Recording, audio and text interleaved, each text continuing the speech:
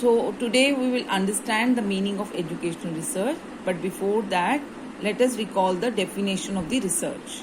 Research is a systematic activity to find the answers to the questions about the nature of phenomena using the scientific method.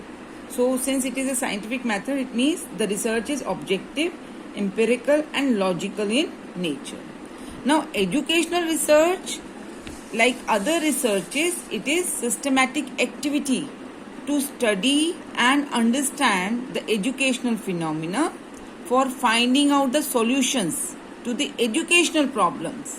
So here educational problems are taken to take the corrective measures to improve upon the existing phenomena.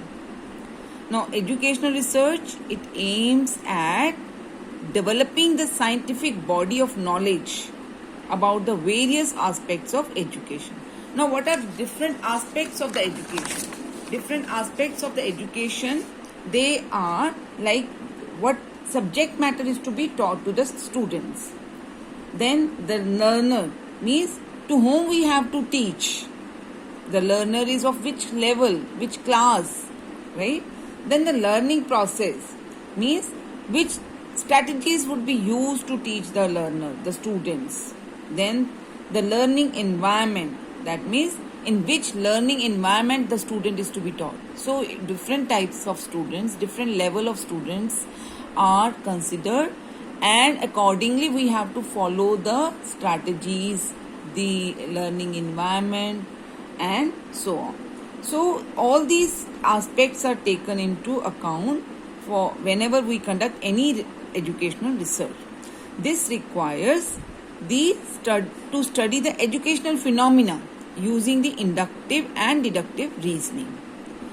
And these reasoning emphasizes the observation of the phenomena, means whatever is the problem of our research, then formulation of the intelligent guesses, and these guesses are nothing but the hypotheses, then validation of these hypotheses in the light of the observed evidences. So this is the educational research. Now there are two different approaches to study this. One is the positivist approach, another is non-positivist approach.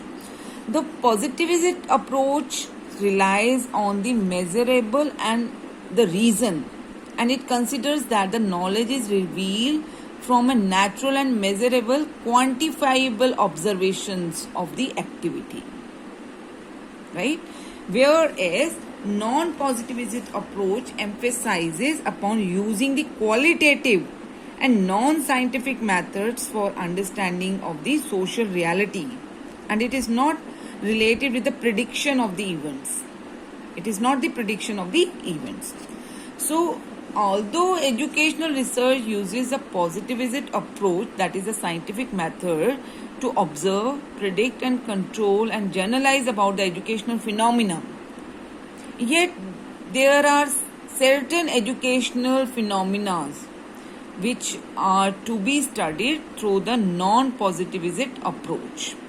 So it means we are using both the approaches, the positivist approach as well as the non-positivist approach, but depending upon the nature of the problem which is to be investigated, the educational research can follow a specific approach, right? Now, why we are using different approaches? Because, for example, education is a social science, one of the social sciences, and it deals with the complex human behavior in the educational situations. Why? Because you are dealing with the learners, the students, right?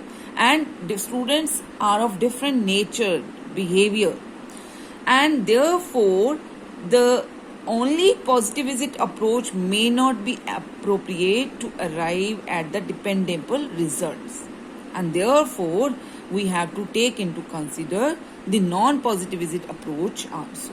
So basically, what is the nature of the problem which is to be studied, that decides which approach is to be used for conducting that specific educational research.